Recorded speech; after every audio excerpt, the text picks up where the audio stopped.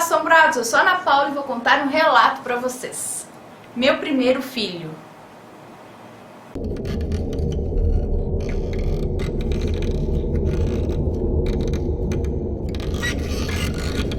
A moça que nos conta esse relato vai dar nomes fictícios às pessoas envolvidas para proteger as identidades, claro. Ela conta que conheceu o marido dela ainda na escola. Ele era o professor de educação física dela. Ele tinha 35 anos e ela tinha 16. Depois de algum tempo eles começaram a se gostar e algumas semanas depois ele contou pra ela que ele era casado. Ela disse que quase pirou, mas ela achava muito desrespeito sair com um homem casado. E disse que nesse ponto ela é chata mesmo. Chata não, você é certa. Mas ele disse que ia se separar da esposa e que ia ficar com ela. E como ela era totalmente apaixonada nele, ela disse que só dessa forma é que ela ficaria com ele, se ele se separasse da esposa.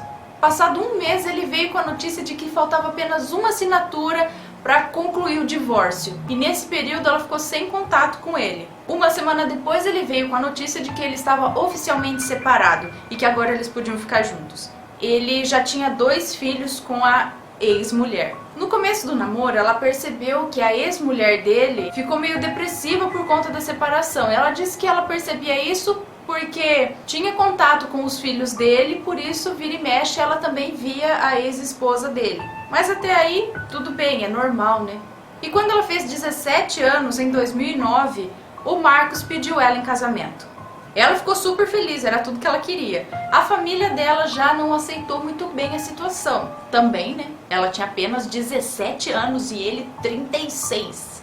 Mas respeitaram bastante, assim também a família dele. Não aceitava muito bem, mas respeitaram. Eles se casaram em dezembro e foram passar a lua de mel em Bariloche, na Argentina. Voltaram em fevereiro e lá por março, abril, ela descobriu que estava grávida. Eles se mudaram para um apartamento, estava tudo maravilhoso, lindo e maravilhoso. E ela tinha uma boa relação com os filhos dele. Nessa altura ela já tinha uma boa relação com os filhos dele, que eram pequenininhos e muito lindos. E com a família dele também. Mas quando ela completou 6 meses de gravidez, tudo começou a ficar meio difícil para ela. Ela entrou meio que em uma depressão. E por conta da falta da mãe dela, tudo ficou mais complicado ainda. Porque a mãe dela mora na Itália, junto com o padrasto dela, que foi transferido para lá a trabalho.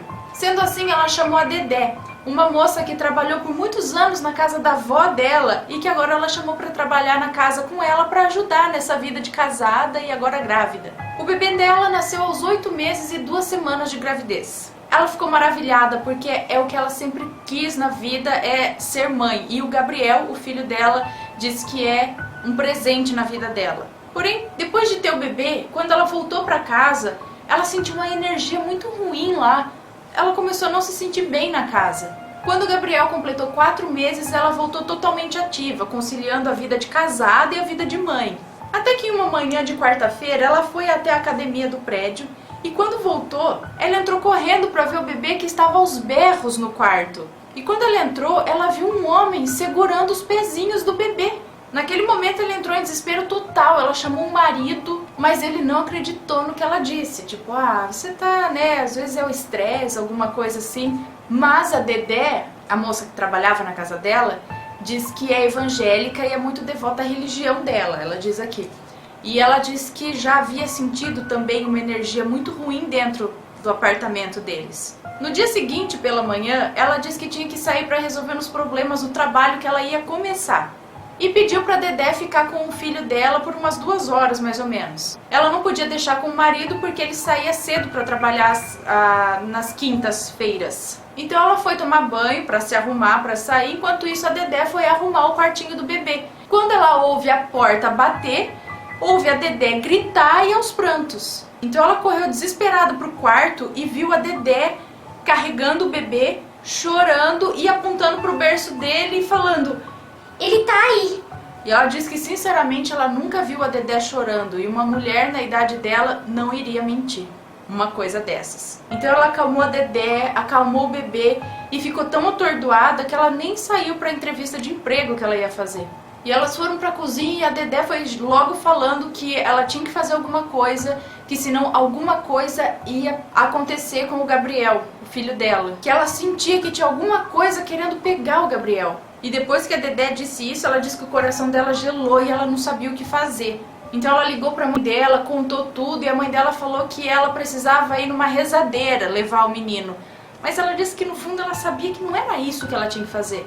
Então nesse mesmo dia de tardezinha, quando o Marcos chegou, o marido dela, ela contou o que viu, contou tudo para ele, e ele ficou meio apreensivo também e preocupado, porque afinal ele percebia que o bebê, o filho dele, estava muito agitado, chorava muito, não dormia mais bem à noite. Então depois do jantar, ela deu banho no bebê e ele logo dormiu. Colocou ele na cama e ele dormiu até umas 10 horas da noite, mais ou menos. Depois ele acordou. Aí quando deu umas 11h30, ele dormiu novamente.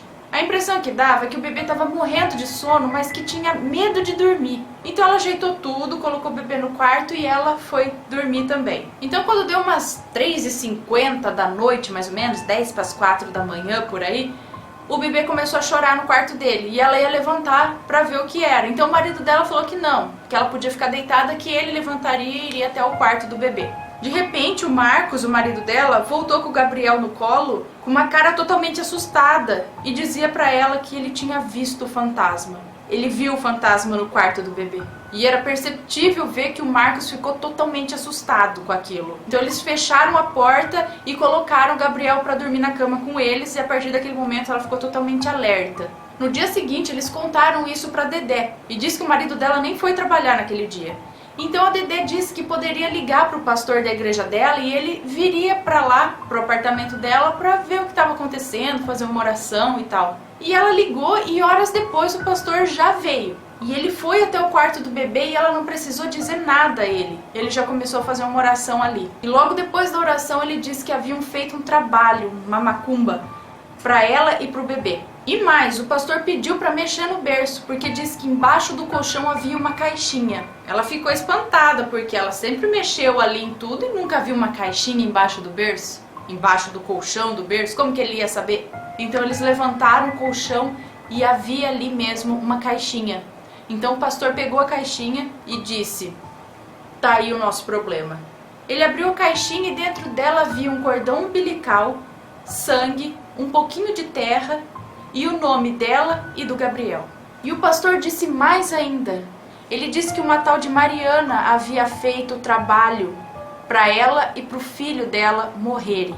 Era um trabalho para que ela e o bebê fossem atormentados pouco a pouco e que pouco a pouco os dois morressem.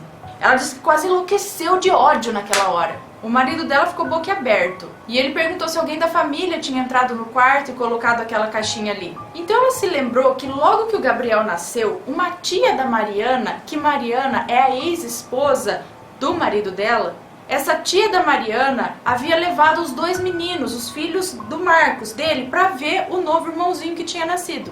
Ela disse que nunca foi com a cara dessa tia aí da Mariana, mas ela chegou tão simpática e tão assim, né, que é óbvio, ela chamou para entrar e ela disse que queria ver o quarto do neném. E como os dois filhos do Marcos são muito agitados, ela disse que ficou ali na sala, tal, olhando os meninos que não paravam. Enquanto isso, essa tia da Mariana foi sozinha até o quarto do bebê e provavelmente implantou ali a caixinha.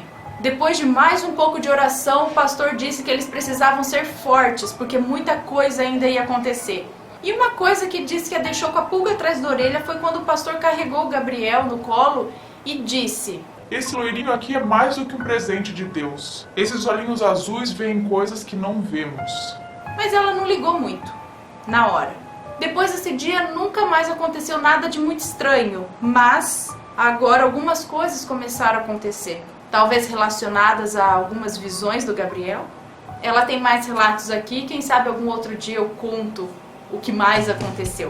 E se vocês gostaram desse relato, deixa o joinha, se inscreve no canal, segue a gente nas redes sociais, deixa o seu comentário do que você acha disso, ou do que você, às vezes alguma história parecida, compartilha aqui com a gente nos comentários, envie o seu relato, um beijo pra vocês e até o próximo relato. Tchau!